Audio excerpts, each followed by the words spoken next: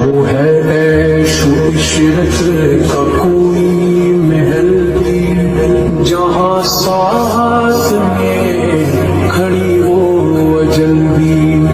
इस पूरी सूरत हाल के अंदर जो फौत हो गए, अल्लाह ताला उनकी मग़फ़िरत फरमाए और लवाहिकीन को इन तकलीफ के ऊपर सब्र और सब्र के ऊपर अजर अजीम अता फरमाए। ज़ाहिर मुसलमान का एटीट्यूड यही है कि हर मुश्किल और परेशानी में, ख्वाह वो कुदरती आफत हो या हमारी गवर्नमेंट्स की मिसमैनेजमेंट हो, अल्लाह की तरफ रुजू लाना है, उसके बाद अपनी इस्लाह की कोशिश करनी है। इन्ना लिल्लाहि व इन्ना इलैहि राजिऊन, ला हौला वला कुव्वता इल्ला बिल्लाह, या हय्यु या क़य्यूम बिरहमतिका अस्तगीथ, हस्बुनल्लाहु व निअमल वकील। इस हवाले से चंद एक गुज़ारिशात मैंने आप लोगों के सामने रखनी है और इंशाअल्लाह सोशल मीडिया के जरिए पूरी दुनिया तक पहुंचेगी। सबसे पहले जो मुझे तकलीफ होती है इस हवाले से कि इस तरह की जब भी कोई सूरत हाल और क़यामत की सारी निशानियां जो सिर्फ पाकिस्तान में बुरी होती हैं, यूरोप और अमेरिका तो बड़ी खुशहाल जिंदगी गुजार रहे हैं, तो ऐसी बुरी किस्म की जो सिचुएशन है इसके अंदर उलमा जो है वो हुकूमतों को रेस्क्यू करने के लिए पहुंच जाते हैं और आपको ये भाषण देते हैं कि ये अल्लाह का अजाब आ गया जी। अल्लाह का अजाब तो फिर उन पे आना चाहिए ना जिनकी वजह से आज तक हम जलील हो रहे हैं। हमारे बड़े वो तो सुकून की जिंदगी गुजार रहे हैं, उन्होंने अगर विजिट भी करना है तो हेलीकॉप्टर्स के अंदर करना है, तस्वीरें खिंचानी है, जाली किस्म के हॉस्पिटल्स और टेंट्स कायम करके तस्वीरें सोशल मीडिया के ऊपर डाल के तो आपसे चंदे बटोरने हैं। उनकी तो ये तरक्की का मौका आ गया क्योंकि इसकी बुनियाद के ऊपर अब चंदे इकट्ठे करेंगे, ख्वाह वो मजहबी जमातें हों, ख्वाह वो NGOs हों, ख्वाह गवर्नमेंट हो। उनमें अच्छे लोग भी हैं, मैं सबको नहीं बुरा कहता, लेकिन उमूमन ऐसे मामलात में ज्यादातर लोग जो है वो मिसयूज ही करते हैं इस फंड को। तो उनके ऊपर तो कोई इजाब नहीं आया, उनके लिए तो नेमत बन के ये चीजें आई हैं। अभी तो बाहर से जितनी इमदाद आएगी आपको पता है कितनी यूज होती है। 8 अक्टूबर 2005 के ज़लज़ले में जो कुछ हुआ वो आपके सामने है। फिर इस सारी सूरत हाल के अंदर यहां पे जो चीजों के रेट बढ़ जाते हैं वो तो माशाअल्लाह मुसलमान ही बढ़ा रहे होते हैं ना। उस आफत के असरात पहुंचने में अभी हफ्तों चाहिए होते हैं, लेकिन जो चीजें इन्होंने पहले ही खरीद के रखी हुई होती हैं, बेसिक नीड्स की चीजें, आलू, टमाटर, प्याज, इनकी कीमतें 3-3 गुना बढ़ा देते हैं। तो इससे आप अंदाजा लगा लें कि इन लोगों को अपनी कब्र आखिरत की कोई फिक्र नहीं है। आपके सामने है सूरत हाल सारी। तो ऐसे मौके के ऊपर उलमा का काम सिर्फ ये नहीं है कि इनको आखिरत ओरिएंटेड करें, ये भी जरूरी है। असल चीज ये है कि हुक्मरानों को, बड़ों को झंझोड़ा जाए कि ये आफतें जो आपके मुल्क में आफत बन के आई हुई हैं, ये यूरोप और अमेरिका में हो तो ये अपॉर्चुनिटी है।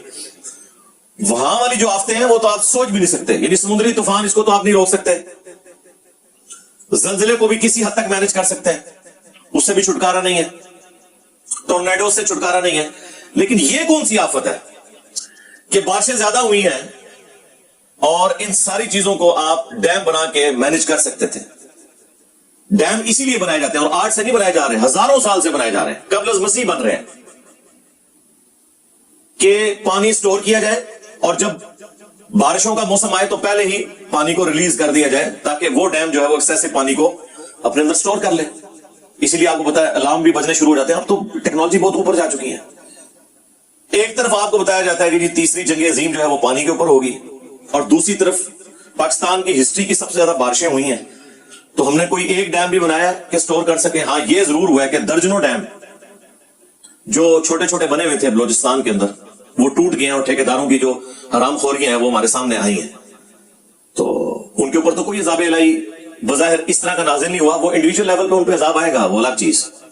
लेकिन इस मौके के ऊपर ये बात करना कि ये अल्लाह का अज़ाब आ गया, ये इस मुल्क के साथ खयानत है, इस मुल्क की अवाम के साथ धोखाधड़ी है और यहां के इशराफिया को एक रेस्क्यू करने के मुतरादिफ है मेरे नजदीक।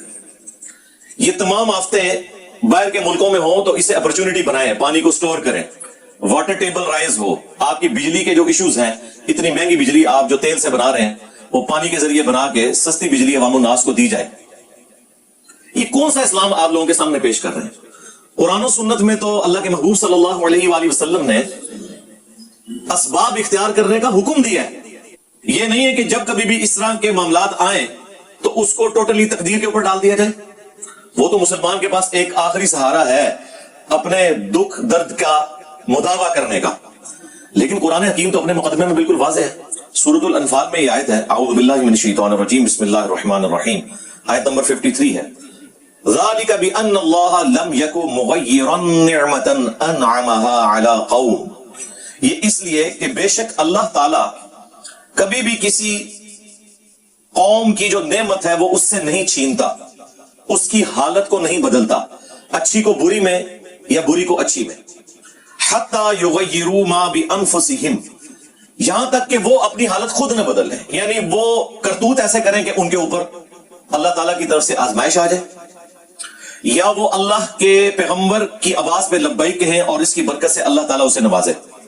وَأَنَّ اللَّهَ سَمِيعٌ عَلِيمٌ، اور بے شک اللہ تعالیٰ سننے والا، علم والا ہے۔ اللہ کے محبوب صلی اللہ علیہ وآلہ وسلم کا آپ ایٹیچیوڈ دیکھیں، بخاری اور مسلم دونوں میں حدیث ہے کہ نبی اسلام نے فرمایا کہ جب رات کو سو تو تم چراغ بجھا دیا کرو، اور پھر نبی اسلام دیکھیں کس لیول تک جا کے سمجھا رہے ہیں۔ آپ نے فرمایا کہ بعض اوقات چوہا آتا ہے اور وہ اس چراغ کی بتی کو لے کر بھاگتا ہے جس میں آلریڈی آگ سلگ رہی ہوتی ہے، اور جہاں جہاں سے وہ بتی گزرتی ہے آگ لگتی جاتی ہے، اور یہ اسپیسیفکلی بخاری مسلم میں انہی احادیث میں موجود ہے کہ مدینہ شریف میں ایک پورا گھر اپنے اہل و عیال سمیت پورا خاندان جل گیا تھا، اسی وجہ سے ایک چراغ سے آگ لگی تھی۔ تو نبی اسلام نے فرمایا کہ یہ رات کو چراغ بجھا دیا کرو، آگ انسان کی دشمن ہے۔ اس زمانے میں یہ جو چراغ تھے نا وہ کھانے کے تیل میں جلائے جاتے تھے، کیونکہ مٹی کا تیل تو یہ اجمیر شریف والوں نے 200 سال پہلے دریافت کیا ہے۔ ہاں نہیں بغداد شریف والوں نے دریافت کیا تھا۔ ظاہر ہے جی جو نگاہ مارے اور ساتوں زمینوں کے نیچے اور تیل بھی کراس ہو جائے اور اوپر دیکھے تو عرش تک پہنچ جائے تو تیل انہوں نے دریافت کیا ہوگا؟ نہیں سر، ایسے نہیں ہوا۔ وہ مشکل 200 سال پہلے سر ایڈون نے پنسلوینیا امریکہ کی ریاست کے اندر 1853 میں پہلا جو تیل کا کنواں ہے نا وہ حادثاتی طور پہ، ماشاءاللہ مٹھی داڑھی تھی ان کی بھی، ہاں جی، کرنل ایڈون کرسچن تھے، داڑھی پوری تھی ماشاءاللہ، کیونکہ آپ کو داڑھی دیکھنی ہوتی ہے نا، یہ انہوں نے دریافت کیا تھا۔ اس کے بعد دنیا میں یہ ایک بلیک گولڈ عام ہوا۔ تو ہم تو بات کر رہے ہیں 1400 سال پہلے کی، مٹی کا تیل تو 200 سال پہلے انسان کو پتا چلا کہ زمین میں موجود ہے۔ اس زمانے میں امیر لوگ زیتون کا تیل، باقی جو غریب لوگ ہیں وہ مختلف جو ویجیٹیبل آئلز ہیں ان کو یوز کیا کرتے تھے کھانے کے لیے بھی، اور آگ میں وہ دیا سلائی ڈال کے نا اس کے اندر۔ اور آج بھی ویسے یہ ہوتا ہے، آپ اگر درباروں میں چلے جائیں وہاں جو دیے جل رہے ہیں نا، کہیں تو آپ دیکھیں وہ گھی کے اندر جلا رہے ہوتے ہیں۔ ہاں تو اب ذرا گھی تو مرغوب غذا ہے چوہے کی، تو وہ جب چوہا گھی کا وہ ذرا مرکب بنا ہوگی، وہ جو بیچ میں کاٹن کی بتی لگائی ہوئی ہے تو وہ اس کو ساتھ لے جاتا تھا، اور آگ تو جل رہی ہے تو چوہے کو تو نہیں پتا، وہ جہاں جہاں سے گزرے گا آگ لگاتا چلے جائے۔ تو نبی اسلام نے اس لیول پہ اتر کے سمجھایا ہے کہ بھائی چراغ بجھا دیا کرو، چوہا لے جاتا ہے۔ یہ نہیں ہے کہ آج کے علماء کی طرح کہ اللہ کا عذاب آ گیا ہے، ہاں وہاں یہ بتایا جا رہا ہے کہ اپنی احتیاط خود کرو۔ سنن ابی داؤد میں حدیث ہے، اللہ کے نبی علیہ السلام نے فرمایا جو شخص بغیر منڈیر والی چھت کے اوپر سوتا ہے رات کے وقت تو اس سے ہمارا ذمہ اٹھ گیا۔ اب وہ اگر نیچے گرتا ہے، کیونکہ رات کو انسان جب نیند میں اٹھتا ہے، بعض لوگوں کو تو نیند میں چلنے کی عادت ہوتی ہے، ہوش نہیں ہوتی، اگر منڈیر نہیں ہے چھت کی، نیچے گرتا ہے اور پھر آپ کہیں گے جی جو اللہ کی مرضی، اللہ کی ازمائش آ گئی ہے، یہ آپ اپنے اوپر قانون قدرت خود اپلائی کرتے ہیں۔ اللہ نے اور اس کے محبوب صلی اللہ علیہ وآلہ وسلم نے کہیں نہیں فرمایا کہ بسم اللہ پڑھ کے تو ساکٹ میں 2 انگلیاں دے دو، جی کچھ نہیں ہوگا انشاءاللہ۔ جس کو یہ اس طرح کا زوم ہے نا، آئے انشاءاللہ اس کو شہادت کے درجے تک پہنچاتے ہیں، بلکہ شہادت کیا ہوگی؟ حرام موت مرے گا وہ، خودکشی کی۔ یہ آپ جتنے وظائف ہیں نا یہ ناگہانی آفتوں کے لیے ہیں۔ جب آپ اپنے اوپر خود تقدیر غالب کرتے ہیں نا پھر اللہ کا ذمہ اٹھ جاتا ہے۔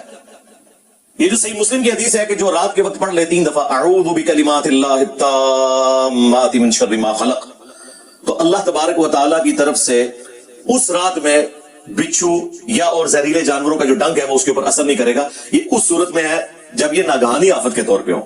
یہ نہیں ہے کہ وہ یہ دعا پڑھ کے تو جا کے بچھو جو ہے وہ اپنے ہاتھ میں رکھ کے کھیلنا شروع کر دے کہ میں دعا پڑھی ہے۔ اس طرح نہیں ہونے کا میرے بھائی، نہ آپ بسم اللہ پڑھ کے تو زہر پیے تو بچ جائیں گے، وہ کہانی جو آپ کو کرواتے رہے خدا کے لیے۔ زہر مسئلہ تو حل ہو گیا، پتہ ہی نہیں جعلی زہر ہے کہ اصلی ہے، بجلی بارل اصلی جے، ہاں جنہوں شوق ہے نا کرامت دکھانے دا آ جاؤ تھے، ٹھیک ہے نا۔